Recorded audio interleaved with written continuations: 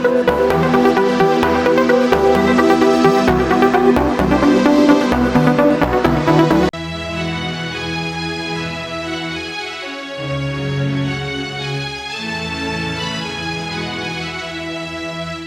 ভুলতে বসেছি আমাদের সাংস্কৃতিক ঐতিহ্যগুলো।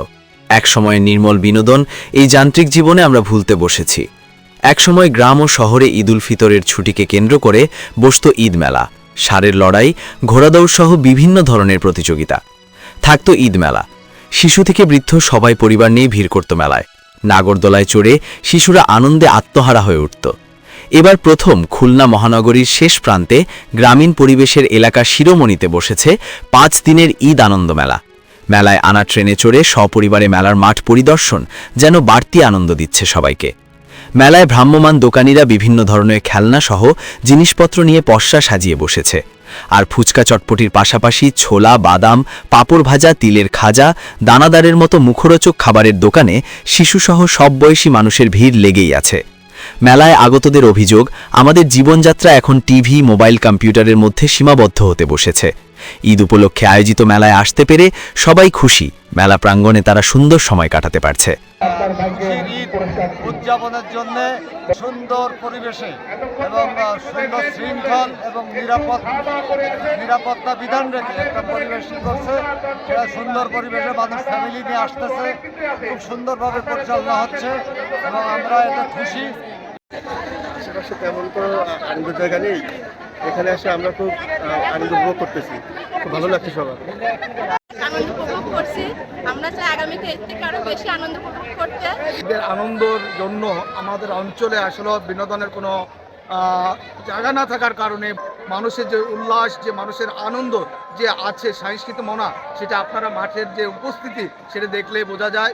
খুলনা মহানগরীর শহরতলিতে শিরোমণি বাজার বণিক সমিতির উদ্যোগে শিরোমণি খান জাহান আলী আদর্শ মহাবিদ্যালয় মাঠে ঈদ আনন্দ মেলা ঈদের দিন বিকাল থেকে শুরু হয়েছে। মেলার উদ্বোধনী করতে এসে ফুলতলা উপজেলা পরিষদের সাবেক ভাইস চেয়ারম্যান শেখ ইকবাল হোসেন তার শিশু ও শৈশবকালের ঈদ মেলা নিয়ে স্মৃতিচরণ করে এই উদ্যোগকে স্বাগত জানান।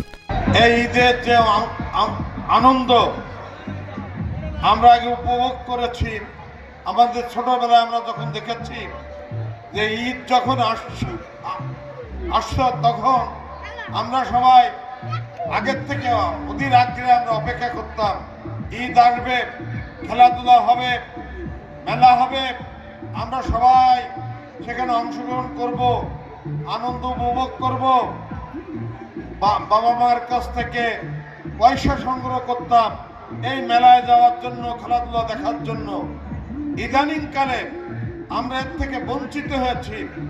এই অঞ্চলে, বাংলাদেশের গ্রাম অঞ্চলের মানুষরা আজকের এই আনন্দ থেকে সম্পূর্ণ বিচ্ছিন্ন হয়ে গেছে।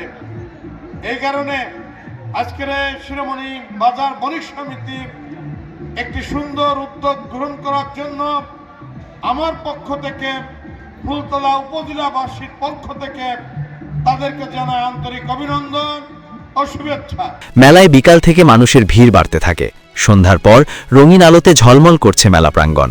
মেলায় উপচে পড়া ভিড়ে যে কোনো অপ্রীতিকর ঘটনা এড়াতে আয়োজকদের স্বেচ্ছাসেবী দলের সাথে সাথে আইন শৃঙ্খলা রক্ষাকারী বাহিনীর সদস্যরা সতর্ক অবস্থানে রয়েছে।